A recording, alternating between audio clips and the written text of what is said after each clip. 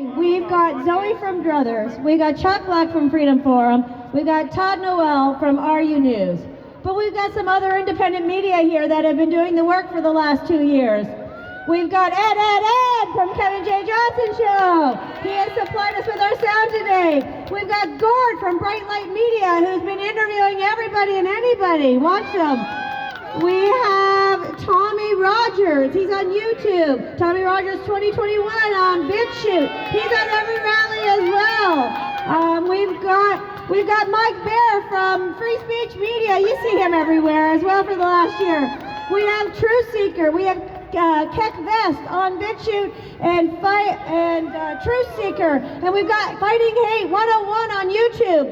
So I want to thank you guys for being here and doing the work and recording the rallies and interviewing everybody on the other side of the story and sharing those stories so that those of us who are awake know that we're not alone and coming to all the rallies and freezing your butt off with the rest of us. So thank you very much for doing that work.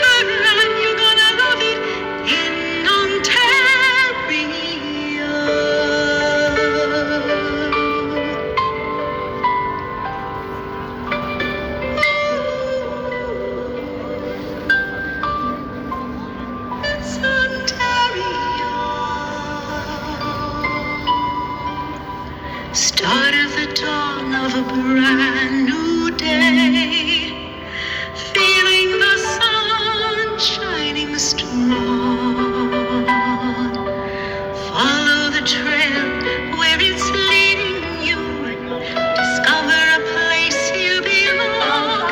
In Ontario, see Ontario. It's yours to discover, and you're gonna love it in Ontario.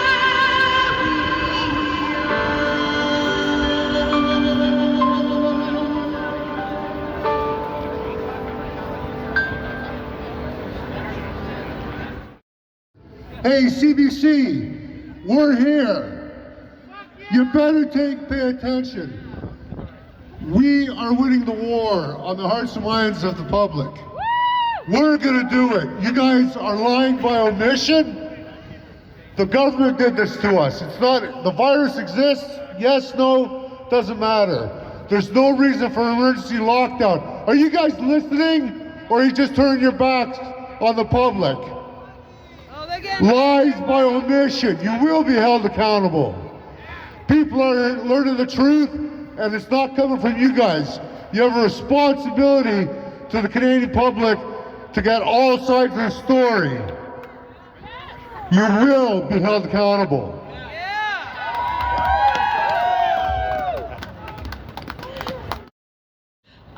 I want to say, or give a big shout out to James Davison and Marcella. They started this here, Media is the Virus Kick, with Stand United. If you go on to standunitedbc.com, you will see that there are 13 cities across Canada that today are holding rallies at media buildings. Yeah. Today is Media Day. So out in Burnaby, BC, they're at Global News. Victoria, BC, they're at Check News. Kelowna, BC, they're at Global News. Edmonton, Alberta, they're at Global News. Calgary, Alberta, they're at Global News. Regina, Saskatchewan, they're at Global News. Saskatoon, Saskatchewan, they're at Global News. Winnipeg, Manitoba, they're at Global News. Pembroke, Ontario, they're at MyFM 104.9. Ottawa, Ontario, they're at CBC. Halifax, Nova Scotia, they're at Global News. St. John's, Newfoundland, they're at CBC. And here in Toronto, we're at CBC. So thank you for coming out and supporting Media is the Virus rally. I am so proud to represent Police on Guard for thee. I'm sure, thank you. I'm sure most of you know about us, and I think it's so appropriate that we are here today. And before, usually I have a speech prepared. Today I'm just kind of friggin' talking off the top of my head here. So I'm very proud. I want to introduce some of our members that are here. These people represent retired military, retired police, and active duty police officers. So please do know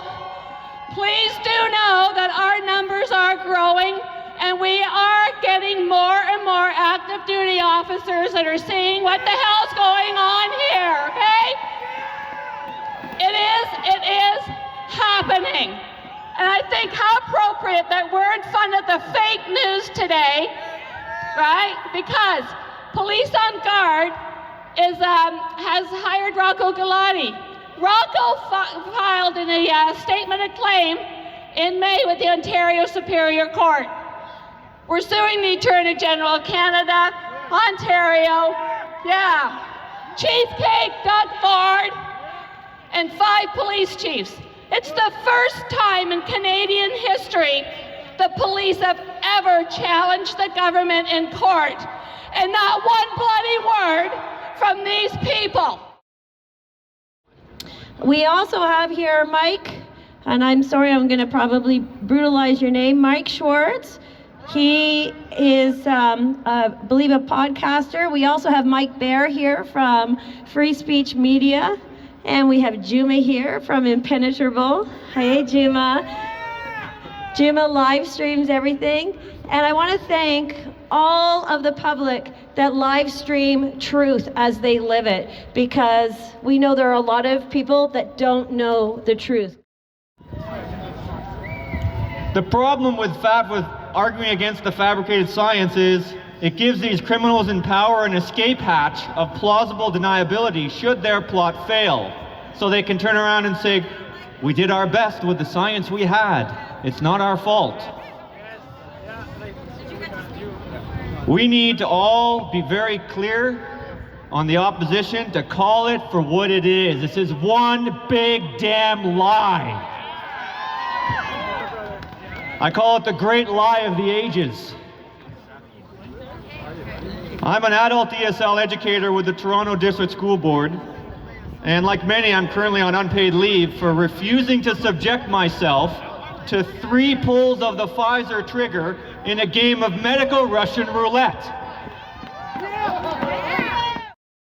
Because without you guys spreading the news and educating the other side, nobody would know what's going on. The media has been full of cancel culture. There's been lots of gag orders put on our doctors. The CPSO has put massive gag orders on our nurses, our doctors, our administration in the healthcare system, which is one of the reasons why people don't know what's going on and why they're believing our government. Our government has also bought out the media, $600 million tax relief over a 5-year period.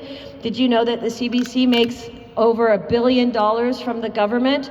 76% of their funding is government funding. The rest is self-reliant funding. So it's no wonder they are only repeating the narrative and not actually doing real journalism anymore. We also saw, if anybody's been paying attention, Tara Henley from the CBC recently resigned. And when she resigned, she put out a fantastic statement about what's really going on in the media, which only goes to prove that the media is part of the problem.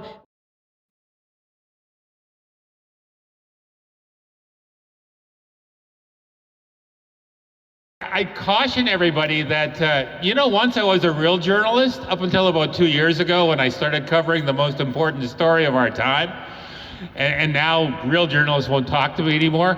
I remember 50 people outside of one CBC building 5 or 6 years ago, and it made all the national newscasts. And these days you have people outside, you said a dozen?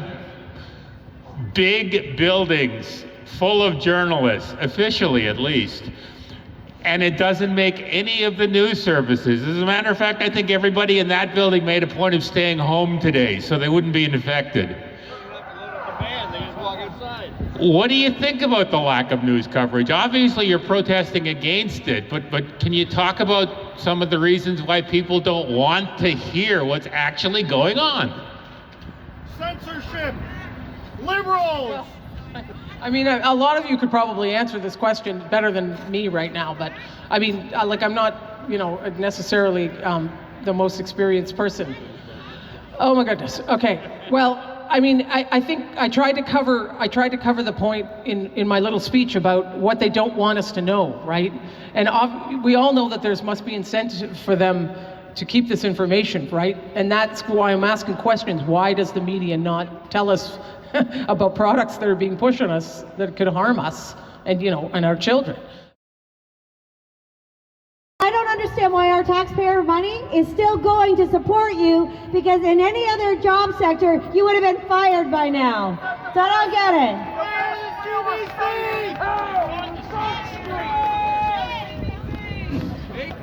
And you know what, CBC? We actually have a nurse here. She is an ICU RN, and you have totally ignored our nurses throughout all of this. So Luba Alviano is here to tell us what's really going on in our hospitals and why she has now been terminated due to the vaccines that you guys keep telling everybody is safe and effective. And if that was the case, why is this nurse choosing not to get it? Luba?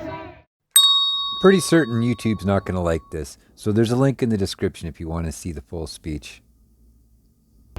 The police have been faxed and handed these documents. I've got pages and pages and pages of police officers' names. So, police, I'm speaking to the police. Based on Section 25 of the Canadian Criminal Code, we are coming in assistance to the police, coming in defense of persons and property as a reasonable act under Section 34 and 35 of the Canadian Criminal Code. We are here to assist you, and I'm talking to the police. We are here to assist you to form tactical teams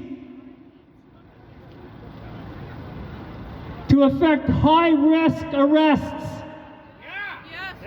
of the Lieutenant Governor of Ontario and Parliament. I'd like to say hi to anybody who's watching this on YouTube right now. If you can't hear NOLAN speaking, that's because she is the mother of a vaccine-injured child. And I left this in the YouTube version because it's important to point out that the media is not the only problem here. I'm currently on one strike for literally pointing a camera at a rally in Toronto. And as much as NOLAN may have something intelligent to be saying right now, it's not appropriate for YouTube. So if you want to hear what she's saying, you should be watching this on my BitChute channel.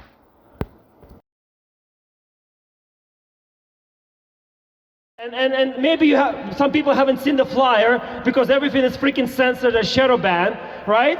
But people still showed up. So if you're here for the first time, please raise your hand again. And if you're around someone who is here for the first time, please give them a hug on behalf of me. Give them a hug. Give them a hug right now.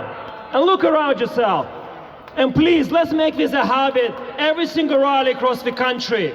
When somebody comes here for the first time, whoever is the speaker, ask that question, and then ask people to hug that person. Because you know what it is? You just got welcomed into the freedom family. That's what it is.